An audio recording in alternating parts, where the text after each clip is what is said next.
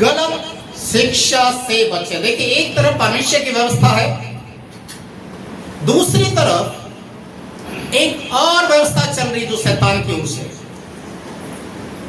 उस व्यवस्था से आपको अपने आप को बचाना है।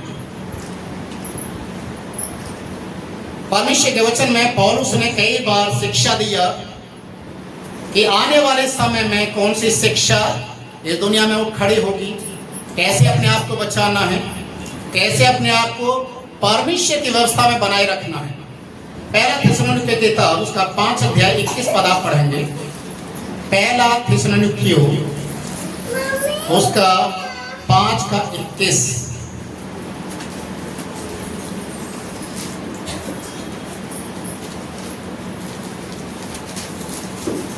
सब बातों को परखो, जो अच्छी है उसे पकड़े रहो। यस, सारी बातों को क्या करो? परखो, सारी बातों को। ऐसा नहीं कि आप हर एक किसी के ऊपर विश्वास करने लग जाएं। एक व्यक्ति अचानक आपको मिल जाता है कहीं भी रास्ते में, या आप हॉस्पिटल में वहां मिल गया, या आप ट्रैवलिंग कर रहे हैं वहां मिल गया, या अचानक कोई चर्च में आ गया, मीठी मीठी चुपड़ी बातें आपको किया और आप इतने दीवाने उसके हो गए कि अगले दिन आप अपना नंबर भी शेयर कर देते हैं, व्हाट्सएप पर बातचीत होती है, कॉलिंग होती है, खाने पर एक दूसरे को बुलाने लग जाते हैं, और बाद में मालूम चलता है महीने 2 महीने के बाद आपको धोखा देकर वो भाग गया। हालेलुया। बहुत हो रहा है सर, बहुत हो रहा है। अभी तो एक ऐप के जरिए कुछ लोग हैं, मैं आपको शायद आपके पास कोई ऐसा कॉलिंग या मैसेज आया होगा, एक ऐप के जरिए वो आपको कांटेक्ट करेंगे, फोन भी करेंगे, मैसेज भी डालेंगे और बोलेंगे कि हम एक क्रिश्चियन ऑर्गेनाइजेशन से बातचीत कर रहे हैं, आपका नंबर हमें मिला है, हम आपके लिए प्रार्थना करना चाहते हैं, आपको अपने ग्रुप में मिलाना चाहते हैं, क्या आप हमारे साथ हर दिन प्रार्थना में भाग लेना चाहते हैं? तो आप क्या बोलेंगे? यस यस, मैं चाहता हूँ प्रार्थना में भाग लेने के लिए। तो बोलेंगे कि आपके पास एक नंबर हम भेज रहे हैं, आप उस नंबर को, या आपके मोबाइल पर जब नंबर आ रहा है एक OTP, उस नंबर को आप हमें भेज दीजिए, तो आप हमारे ग्रुप के मेंबर हो जाएंगे। और गलती से आपने OTP नंबर भेज दिया, आपका बैंक अकाउंट खत्म। ये क्रिश्चियन लोगों को बेवकूफ बनाने के लिए एक नया ऐप आया है, और इसमें क्रिश्चियन लोग ही हैं। मेरे पास कई बार फोन आ गया, हम तो पास्टर के तरीके से बातचीत करते हैं। जब उन्होंने बोला मुझे कि आपके मोबाइल पर जो OTP आया है उसको भेजिए, दिमाग मेरा तुरंत उस बात को पहचान गया। मैंने बोला कि आप बोल कौन रहे हैं, पहले ये बताइए, आपको शर्म नहीं आ रही? दोबारा अगर फोन किया मैं आपकी कंप्लेंट डालूंगा। उसके बाद उन्होंने फोन करना बंद किया। तो ये बहुत तरीके से शैतान गलत शिक्षा को लेकर आ रहा है, और आपको फाइनेंशियली आपको कमजोर करेगा, फिजिकली आपको कमजोर करेगा, और आपको स्पिरिचुअली भी वो कमजोर कर देगा। इसलिए सावधान रहें, गलत शिक्षा से अपने आप को बचाएं। हालेलुया। इसीलिए परमेश्वर के वचन में लिखा है यहाँ पर, हर एक बातों की प्रतीति ना करें, हर एक बातों की प्रतीति ना करें। दूसरी बात, दूसरा तीमुथियुस उसका 6 का 3 पद भी हम पढ़ेंगे। दूसरा तीमुथियुस 6 का 3।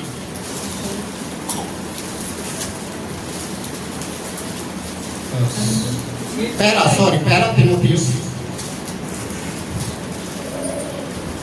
यदि कोई और ही प्रकार का उपदेश देता है, यदि कोई और ही प्रकार का उपदेश देता है और खरी बातों को, और अर्थात हमारे प्रभु यीशु मसीह की बातों को और उस उपदेश को नहीं मानता जो भक्ति के अनुसार है, तो वह अभिमानी हो गया और कुछ नहीं जानता, वरन उसे विवाद और शब्दों पर तर्क करने का रोग है, जिससे डाह और झगड़े और निंदा की बातें और बुरे बुरे संदेह और उन मनुष्यों में व्यर्थ झगड़े उत्पन्न होते हैं जिनकी बुद्धि बिगड़ गई है और वे सत्य से विहीन हो गए हैं, जो समझते हैं कि भक्ति कमाई का द्वार है। हालेलुया।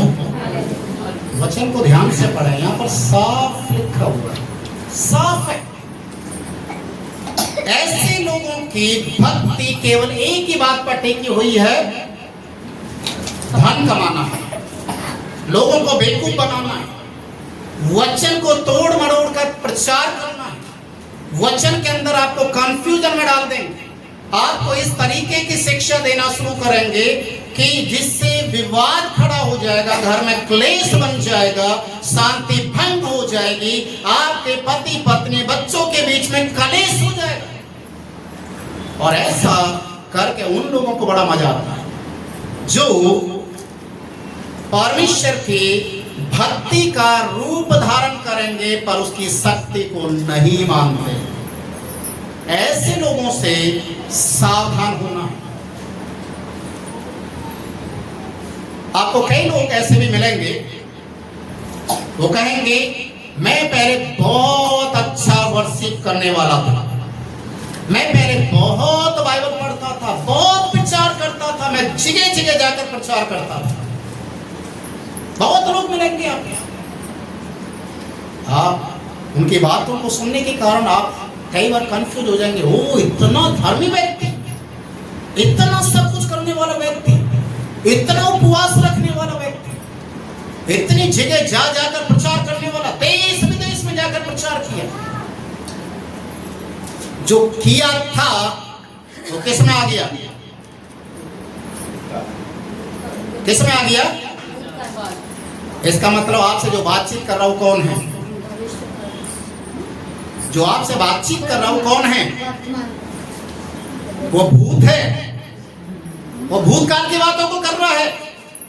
वो भूत है आपको भ्रम में डालने के लिए। आप उससे एक बात पूछ के देखना, अभी प्रेजेंट टाइम में आप क्या कर रहे हैं? कितना बाइबल पढ़ रहे हैं, कितना उपवास रख रहे हैं, कितने संडे चर्च में जाते हैं, कितना दान दशमान देते हैं, कितना लोगों के लिए मदद करते हैं, कितना आप लोगों को प्रचार करते हैं। अब इस समय आप क्या कर रहे हैं बताइए। अगर वो बोलता है अब तो मेरे पास समय नहीं है, इसका मतलब वो झूठा है, मक्कार है, आपके विश्वास के साथ खिलवाड़ करने वाले हैं। ऐसे लोगों से सावधान रहना। मेरा कांटेक्ट ऐसे लोगों से कई बार हुआ है जो कहते हैं हम ऐसे किया, हमने वो किया, ये किया, फलाना किया। मैं सीधे शब्दों में एक बात बोलता हूँ, इस समय आप क्या कर रहे हैं?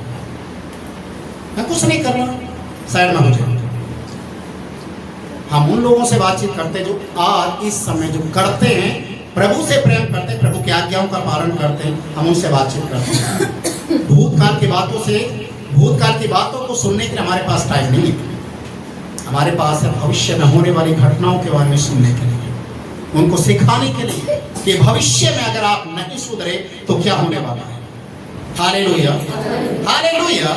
इसलिए परमेश्वर के वचन में यहाँ पर लिखा हुआ है कि ऐसे लोगों से सावधान रहना, गलत शिक्षा से सावधान रहना है। दूसरा पत्रस की किताब उसका 1 से 3 पद आप पढ़ेंगे। दूसरा पत्रस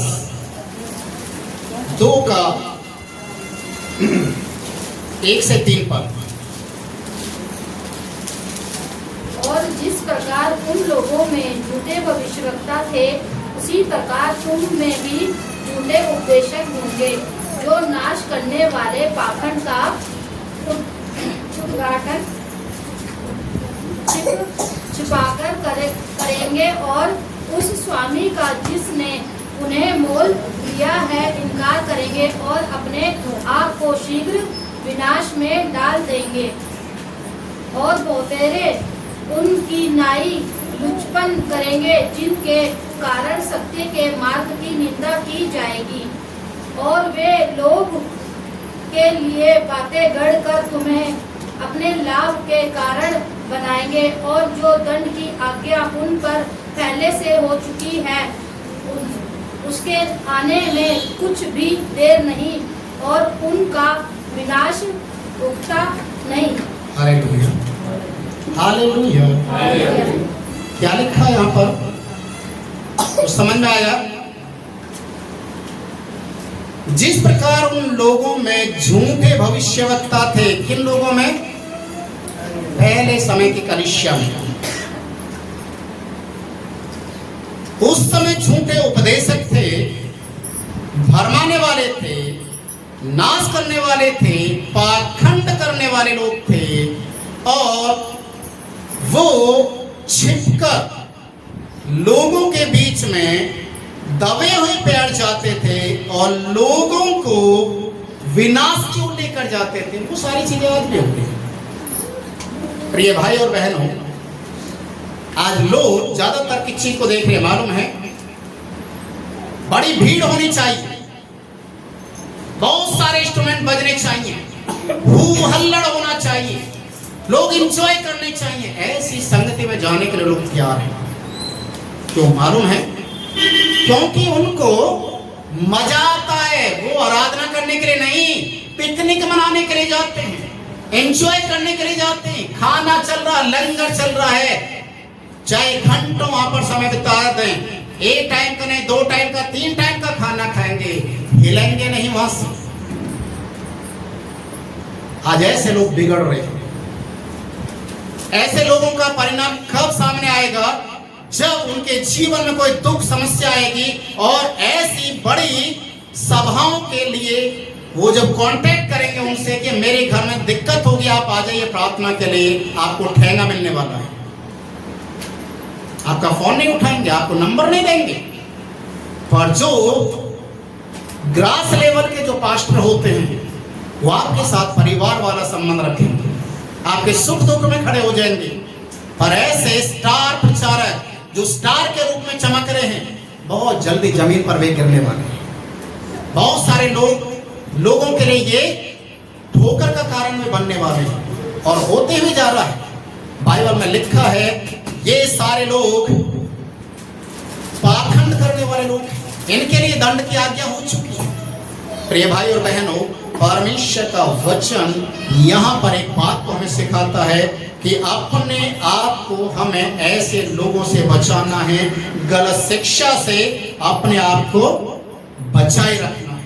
और जब तक आप बचाएंगे नहीं, आपके ऊपर कहीं ना कहीं कुछ ना कुछ ऐसा या तो धब्बा लग जाएगा या आपके जीवन के अंदर कुछ ऐसी त्रुटि आ जाएगी कि आप उससे उभरने में आपको सालों साल लगेंगे।